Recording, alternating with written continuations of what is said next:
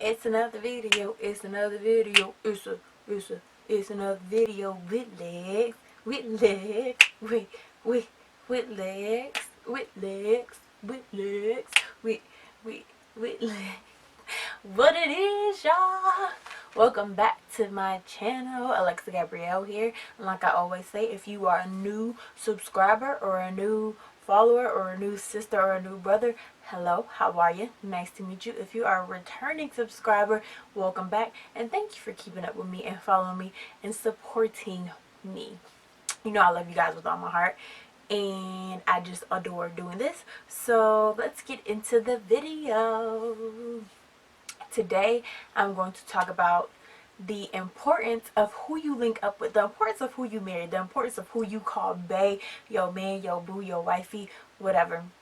I know Valentine's Day just passed not too long ago, and I know it left a lot of people either in love or feeling like they don't have anybody, or hating their single season, or being envious of other people who have their man or their boo or whatever you want to call it, they bae, whatever. Personally, I hate the word boo because when I was younger, my dad would always say, yeah, you're going to get them in and they're going to call you they little boos and they're going to be off running around. So I don't really, if I say boo, I'm playing and I'm really trying to be petty. But yeah, so I want to talk to you, like I said, guys, about the importance of who you marry, the importance of who you date, and why for me I can't just date anybody, or I can't just talk to anybody, or I really don't play games with that, because I know the importance of what God has placed on my life to do for other women in this generation, and I can't hinder that. So you guys know about my testimony, about like the different relationships I have been. If not, I will link my testimony down in the bottom bar, and it will just go over like the things that I have been through, how a broken relationship basically pushed me back into the arms of Christ, and how it turned everything around. You guys know that I'm not a virgin.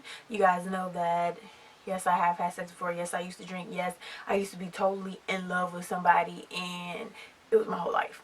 And so when God broke all those things off of me, he began to give me the revelation of why it was so important to not have sex, why it was so important to be careful with who you link up with, and to not take those things lightly. So now I have been single since October of 2015. Like seriously, seriously single. Like having friends, but not like going out on dates. Like, you know what I mean? Like single. And I am turning 26 this year, so recently my parents have been like, well, when are you going to get married? When are you going to have kids? When are you going to do this? Well, is there any prospects? Is there any potentials? Are you pushing everybody away? We know you can be in your feelings. We know you like to be by yourself. We know you can be smart. We know you can be independent, blah, blah, blah, blah, blah. And it's funny because for a while I did get in my feelings where I was like, well, I want to be with somebody. Like, I want a man. Maybe I should just settle and give it whoever I can, whoever looks good to make my parents happy, or whoever looks good to have kids with, or who can almost fit the mold but not really, but you can kind of pass and get through. And God really had to check me on that and be like, no, no, no, no, no, no, no. We've been through this before. You've been through those relationships. You've had that heartbreak. You've understand what it felt like to be in a place where you know you're not supposed to be, and staying there, and the hurt that comes with it, and the turmoil, and the uncertainty, and the feelings of not having peace. You know what that feels like, and you got out of that once, twice, three times. So why would you put yourself back into that position? And a lot of people don't understand, well, why is it so important who I marry? Like, why does it matter? Why do you care? It's my life. If I think they fine, if they almost cutting it, if my parents like them, if my people like them, if my friends like them, why does it matter? Why should it matter? Like, why should it affect anybody else? And so I just want to give you guys a couple key points and a couple things to think about when you are choosing these people who you say you want to marry, or when you find this person that you're infatuated with but they don't fit the mold, but you're ready to compromise because, well, I want me a man, I want me some kids, I want to get married. So the first thing I need you to think about is this is the person you will spend the rest of your life with. This is the person who will help you carry your calling. So yes, if they seem good for right now, but then again you're kind of like, but I have my doubts. Do you know you're about to spend 50, 60, 70 years with this person? This person is going to be the person you wake up to every day. This person is the person that you're supposed to come to with your problems. This is the person who can make or break your day every day with their words. This is the person who you have to bring home to your family. This is the person who, once you're in it, there's no turning around. Yeah, I know a lot of people are like, oh yeah, well I can get divorced. No ma'am, not for me. If I'm divorcing you, it's because you're cheating and you're beating me. And I plan on being very mindful of who I get with. So I'm pretty sure none of that will happen. Plus, I will fight back. Let me stop. But yeah, so you just have to be very mindful. And I don't think that this generation really thinks about that. We're so used to quick fixes. We're so used to getting things the way we want them now that we don't think about the future, that we only think about, okay, well, right now we're not conditioned like that. So we see this person and we're like, oh yeah, you're good for now, so let's do what we gotta do. And then we also are so numb to divorce, it like doesn't phase us, that we're like, well, if we don't like them, we can just get a divorce and it's cool. But it's like, why would you want to go through all that? Why would you want to waste your time dealing with somebody, falling in love, getting married, possibly having children, and then it not working out, all because you wanted to rush and not take your time and really get to know this person? Number two, your children will come out of this. You will bring a generation. One person can make thousands of people, if you understand what I mean. My great grandmother, there's hundreds of us just from her and my great grandfather. That's it. Just from these two people getting together, there are hundreds of us right now walking this earth that came out of their bloodline. And so I don't think we think about that when we say, okay, well, I just want to get with this person. We don't go into, okay, let me look at how they treat their family. Let me look at how they treat their friends. Let me see, are you a stand-up person? Are you somebody who can be a great father? Are you somebody who are going to teach my children in the same way that I want them to be taught? How are you going to mold my family? Are you somebody who's going to be there for our kids? Are you somebody who is going to help me? Are you somebody who's going to pour into our kids and also pour into me as the mother of their children? Or are you going to be somebody who neglects us and neglects that calling, or doesn't even want kids, and then I get pregnant and it's like, whoops, well, and you're a horrible father because you didn't want this. So you really have to think that and think, okay, who am I linking up with that I'm going to be making generations with? You don't really think about that at the time, honestly, because I never thought like that. I really didn't.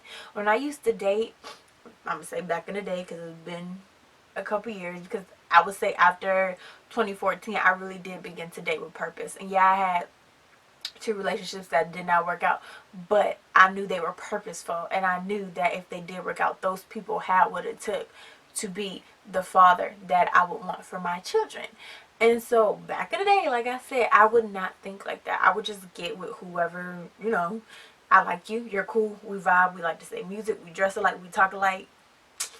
Not thinking, okay, well, let me see your family. Let me see how you interact with children. Let me see where your faith stands. Let me see if you can pour into my future children the way I need them to be poured into, or are you just good for right now? And number three, can they carry your calling? Do they have the capacity to carry what God has placed on your life? I know for me, my dream, and I know that I'm called to speak to broken women. I know that I'm called to relate to broken women, and just to be that bridge for this generation who are in between times, who are in between the world and the church, who are in between, hardships, who are in between times where they don't know what to do, and then times where they have it all. I know that I'm called to be that gap and bridge that. So I can't have somebody who I'm married to who does not care about that, who when I come home from maybe like a speaking engagement or something and I'm crying, I'm saying I went through this, and they cannot relate because they don't understand. How are you supposed to pray for me? How are you supposed to be there for me? How are you supposed to help me if you do not understand? And you're like, well, nah, like I can't relate. I don't do that. I don't really care. You are looking into a hard life. Yeah, it's okay to have friends and stuff. Well, yeah, I can have my girlfriends who can help me do that, or my mentors, or my pastor, or whatever. This is your husband. This is your wife. This is your partner in life. And if they do not get your calling, 9 times out of 10, you're going to start resenting them. Because it's like, well, I married you. You were supposed to help me out. You were supposed to be the person that I can run to. And they do not understand that you were placed on this earth for this purpose. So they don't take it seriously. They're like, okay, that's like your little hobby or whatever. Or they can even begin to resent the God that you serve because you're spending more time in your calling, or you're spending more time with God, or you're spending more time, with young women or young men that you want to mentor, or say you want to be a motivational speaker and travel the world, and your wife or your husband is not down with that because they don't have that same calling. So they don't understand. They can't relate to why you do what you do. So they can't back you up. They can't be that head. They can't help you. As a woman, the man is the head of the relationship, the head of the household. He can't be that covering for you because he does not understand. And for men, that woman cannot be your helpmate because she don't know how to help you. She can't even pray. She can't even do nothing. She can sit there and look good. That's it. So when you need it the most, who's going to be there? If it's not her, you're going to start looking elsewhere. And we ain't got time for that. So you need to get it right, and you need to really focus in, and do not let loneliness and discontentment creep in and make you settle. I know why I'm saying this, because I am single and I am going through it with you, and I have had a taste of what it's like to be in a relationship where you weren't on the same page, and I know what it's like to be in a relationship where you were on the same page and God just said, nah, bruh, like, it's not it. But I still got a taste of both, and it's night and day. It is night and day. And so nobody can ever turn my back on the way that I look at people. Nobody can ever turn my back on the way that, let me rephrase that, the way that I look at my future mate or spouse or whatever you want to call it, your boo, your babe, whatever, your future. And I know I can't settle, and I know you can't settle, because there's so much tied to who you marry. There's so much tied to who you connect with. Also, with me being celibate and standing for not having sex, you can't get no man or no lady that's like, okay, well, I won't do it for you.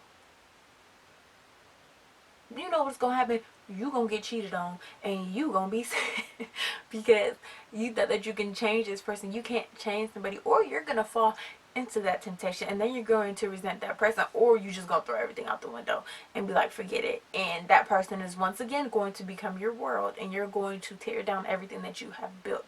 So you just have to be careful and be mindful. And there are rewards for waiting for the right person. There are rewards with trusting God. There are rewards with being celibate. There are rewards with being mindful. And there's nothing wrong with, let me say this, there's nothing wrong with praying for your future husband or wife. I don't dwell on it. I don't sit here and be like, where are you? Where are you? Where are you? Where are you?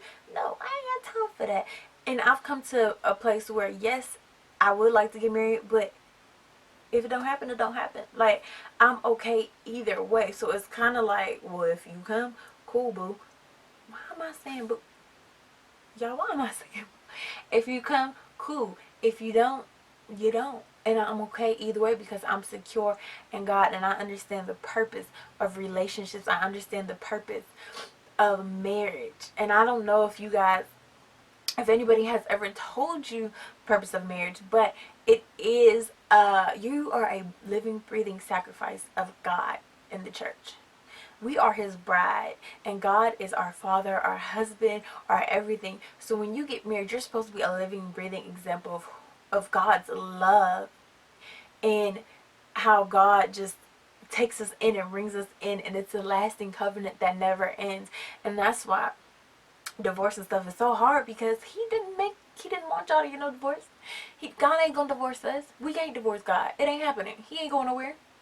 So I just encourage y'all to really, really, really just think about who you link up with. And I'm gonna do another video of like the purpose of marriage, like the real purpose. Like I said, like a little snippet or whatever. But I'm gonna do a real video of the purpose of marriage, and why it's so important to really be sure and know that you're ready for marriage when you go into it, and not just do it because, like I said, you're lonely.